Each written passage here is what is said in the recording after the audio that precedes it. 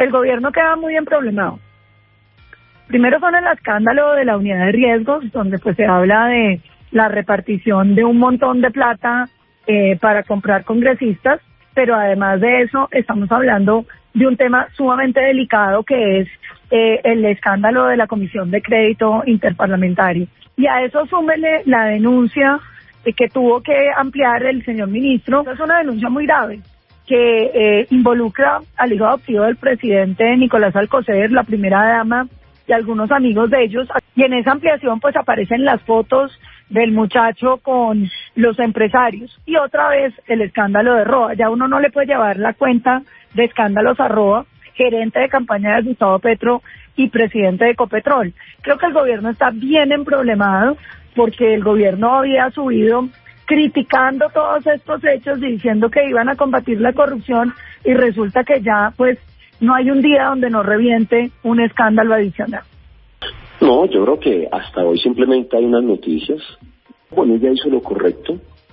Le llegan una denuncia de un contrato, el Parque Solar Urra, contrato que no ejecutó este gobierno, contrato que firmó el gobierno saliente, el expresidente Duque, y creo que ya se siente incómodo con tanto ataque. Es decir, un hombre que recibe un Estado, un país que está con el sobreendeudado. Nosotros recibimos el país con el 67% del PIB, la deuda del 67% del PIB, la logró bajar al 53%, ha tratado de hacer transformaciones sin dinero, y entonces al gobierno le toca sentarse, escuchar distintas cosas y todo lo que pueda pasar, que ha sido la historia del Congreso de la República. El Congreso hay personas de todo, no todos los partidos de oposición y la clase política son malas personas, ¿no? También hay gente buena. Todo el mundo tiene que ir del ministro Bonilla, congresistas, alcaldes. Mire, ministro, es que el puente se cayó, ¿por qué no nos da una ayudadita? Mire, dígale al señor de tal cartera que nos ayude. Mire, se cayó el hospital,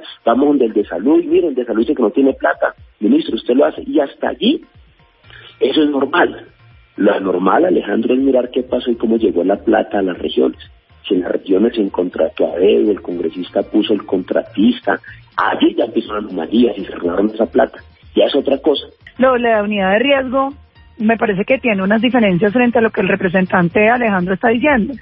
Y es que una cosa era la entrega de contratos de obras para las regiones y otra cosa muy distinta a los maletines llenos de plata, que es lo que se está hablando aquí.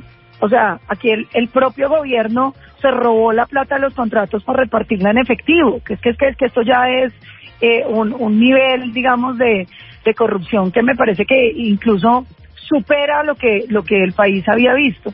Pero es que no es solamente eso, que acuérdese que los interventores que nombraron en las EPS se estaban robando la plata y sacándola a paraísos fiscales, un escándalo que pasó por debajo, digamos, del radar de muchos, porque como todos los días hay tanto escándalo, pero después de todo lo que habían dicho que las EPS se robaban la plata, nombran unos interventores y los interventores, sí, eso sí, se roban la plata. No solamente eso, sino que llevaban ese señor Urán, que presuntamente está vinculado en todo esto, a reuniones con los interventores en la presidencia de la República. Es que, por Dios bendito, ¿hasta dónde estamos llegando? Y a eso súmele los problemas adicionales que estamos teniendo en el país, que el gobierno como que no viera, ¿no? Mientras todo esto pasa en Bogotá, por el otro lado, los grupos ilegales hoy tienen control sobre 740 municipios, un crecimiento que les ha permitido la famosa paz total, y a eso hay que agregarle el crecimiento de 3.500 guerrilleros que pone a Colombia hoy por encima de la cifra de guerrilleros que teníamos antes del acuerdo de La Habana, los helicópteros pues cayéndose, los grupos ilegales tomándose el país, en Bogotá pues los escándalos no paran. Entonces uno sí se pregunta, pues, ¿dónde está el famoso cambio y cuáles son las promesas que está cumpliendo el gobierno? Porque yo creo que este es un gobierno que prometió mucho, criticó con una ferocidad a cualquier otro gobernante y cuando llega a gobernar resultó más corrupto, más inútil. Este gobierno fue el que hizo evidente el escándalo de los interventores y las EPS. Y el señor Durán y otros vienen desde el gobierno pasado en este tema de cómo se ha perdido la plata. Es primera vez en la historia que unos EPS intervenidas le están pagando en verdad quienes deben y que apenas hay una zona de corrupción, el gobierno los cambia y los evidencia. Fue el mismo superintendente, nuestro superintendente el que lo hizo, no fue la oposición. Este gobierno apenas ve una señal de corrupción, los saca para todos y los tiene en la fiscalía. Nuestro gobierno, a gente que ha contratado para hacer la tarea, porque eso es lo que hemos pedido. No estamos inmunes frente a que venga un corrupto, pero sí estamos alerta a tener una acción concreta, cárcel, que vaya. Y eso nos diferencia a los gobiernos pasados. 2, nada supera la corrupción del gobierno anterior y el uribismo, eso sí, no tiene competencia alguna. De hecho, hace 3 días condenaron a 2 miembros que trabajaban con el gobierno de Uribe por chuzar hasta las altas cortes. Entonces, acá la corrupción, nadie le va a ganar nunca al tema del centro democrático. Y hay un tema importante frente al tema que dice la senadora, que es el tema de la paz total. En el gobierno de Duque, mira, nosotros somos un país donde de 32 departamentos, Duque entregó 31 en manos de grupos ilegales. A Duque le crecieron más de 10.000 personas los alzados en armas. A Duque lo despidieron con un paro armado del Clan Golfo porque representante de brindar seguridad. Permítame, y crecieron de 100 a 200 municipios solo el Clan Golfo en 2 años y medio. La Coca lo entregó 240.000 hectáreas. O sea, Duque entregó un país en llamas. Y no porque iba a llegar, porque ha propuesto la paz total. Y acá no hay que criticar al presidente, hay que criticar a estos grupos que le han extendido la mano para hacer la paz y no han querido hacerla. Nuestras fuerzas militares están poniendo el pecho, hacen combates, pero es un país muy avanzado en el conflicto. Y es decir que es claro que no funciona. Entraron un país en llamas después de que le entregaron un país nos entregaron un país con el 10% del conflicto a ellos, a Duque, y Duque nos devolvió casi el país de 1998, que fue muy difícil. Y yo pienso que no tiene que tener mea culpa, es decir, no funciona la paz total porque los grupos no quieren aceptarla. Mal los grupos del presidente. Uno no puede nunca señalar y digamos, enjuiciar al que ha tenido la ventaja, al que ha tenido la voluntad, al que ha tenido el corazón de decir, quiero hacer la paz con ustedes. Siempre será criticable el que no quiera hacer la paz. Pero no podemos desconocer la herencia que nos dejaron. Y yo invitaría hoy a todos a decir cómo salimos del problema que causaron del gobierno pasado, que no hemos podido solucionar de la mejor manera en este gobierno, pero nunca podrá quedar que la culpa es del presidente Petro cuando recibe un país en llamas.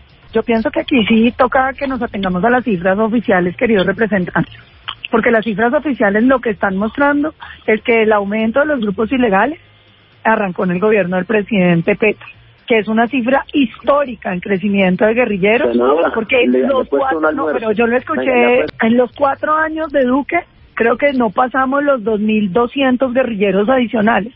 En año y medio de Gustavo Petro llevamos 3.500 y seguimos contando. Y no son los informes míos, son los de la Defensoría y de los propia policía los que muestran el avance en municipios. Oye, por ejemplo, le doy un dato de las disidencias de las FARC. Pasaron de 230 a 299 municipios, como le estoy contando, 740 municipios hoy. Es un aumento bien significativo a lo que recibieron de Duque, pero también le quiero contar que la política antidrogas, que ustedes decían que era un fracaso, gracias a ustedes se está probando que sí estaba funcionando, porque el presidente Petro llega y dice que está incautando más de 1.700 toneladas, muy bien, el presidente Duque incautaba 1.600, pero cuando usted mira la cantidad de cocaína disponible en el país, porque renunciaron a la destrucción de laboratorios, a la erradicación forzosa, a la manual, a todas, además de andar promoviendo más bien la legalización de todo, y hoy estamos nadando en coca. Las cifras de incautación con relación a la cocaína disponible son las más bajas de los últimos 12 años. Pero también le quiero dar unas cifras que me las responde a mí el Ministerio de Defensa, hoy en manos del Pacto Histórico, no se las inventa Paloma Valencia. También le quiero contar que tenemos un problema en términos de, por ejemplo, el debilitamiento de las Fuerzas Armadas, donde la salida de oficiales y suboficiales ha sido tan tremenda que usted hoy se encuentra con una Policía Nacional que no tiene ni un solo mayor general y que perdió el 65% de sus suboficiales. Entonces las cifras no mienten, representante Alejandro, y no es solamente un mea culpa. Uno no puede decir que es de buena fe querer hacer la paz con bandidos, delincuentes y terroristas. Eso es como cuando usted hace un pacto con tramposos y lo sorprende que lo tumben. Uno no tiene que hacer el curso cuando este país lleva entendiendo que el terrorismo es terrorismo y que cuando uno debilita las Fuerzas Armadas, ellos se toman el país. Este gobierno es el que más ha incautado cocaína. No es cierto que haya una cifra disponible, pero senadora Paloma, más de 3.000 hombres le creció el Clan Golfo y las disidencias al doctor Duque. Usted tiene unas cifras equivocadas, pero le voy a hacer un caso. Si usted dice que el crecimiento empezó con el gobierno Petro, yo le invito a almorzar. Si no, usted lo paga, pero le aconsejo que se actualice de cifras y que diga la verdad. No es verdad. Al señor Duque se le disparó la violencia. Y otra cosa, en el gobierno pasado era tan difícil el tema de las drogas que hasta había embajadores que tenían laboratorio propio en las fincas. Hoy estamos... No me diga, el gerente de Transmilenio del presidente Petro, se refiere al gerente de Transmilenio del presidente Petro, pero cuénteme si era el gerente de Transmilenio del entonces alcalde Petro. Cuénteme. Porque es acá el gobierno que ha tenido funcionarios, que ha tenido... Cuénteme si era el gerente de Transmilenio del presidente Petro. Y amigos, con el tema del narcotráfico ha sido el partido de ustedes, familiares del presidente Uribe. No me diga, es el presidente, el que estuvo en las cárceles, el hermano que estuvo en las cárceles pidiendo apoyo a narcotraficantes, ¿el hermano de quién? Del presidente Petro. Los que estuvieron, los que estuvieron en las cárceles y el que se abraza con los paramilitares es el presidente Petro o el hermano, o los dos. Cuéntenos. No. Pero tiene familiares capturados por andar americanos, el presidente Uribe, el presidente Petro, el embajador, cuando era embajador y tenía laboratorio propio en la casa, el embajador de Duque, no el embajador de Petro. Y era funcionario del gobierno Petro, pero a ustedes les gusta solamente mirar por un ojo, ¿cierto? Representante. Cuando no fue ustedes tenían laboratorio, eso es una señal de algo. No me cuente. Entonces los funcionarios de Petro cuando se vuelven malos son de nosotros, no me venga con ese cuento usted. Pues eso es lo que dicen las noticias. Doctor Ocampo y doctora Paloma. Cuando el señor estaba en el Transmilenio, Alejandro no tenía laboratorio. Pero es que si no vamos a sacar aquí un largo listado de quién es más bandido o de qué gobierno fue más corrupto, y ahí sí no vamos a terminar jamás.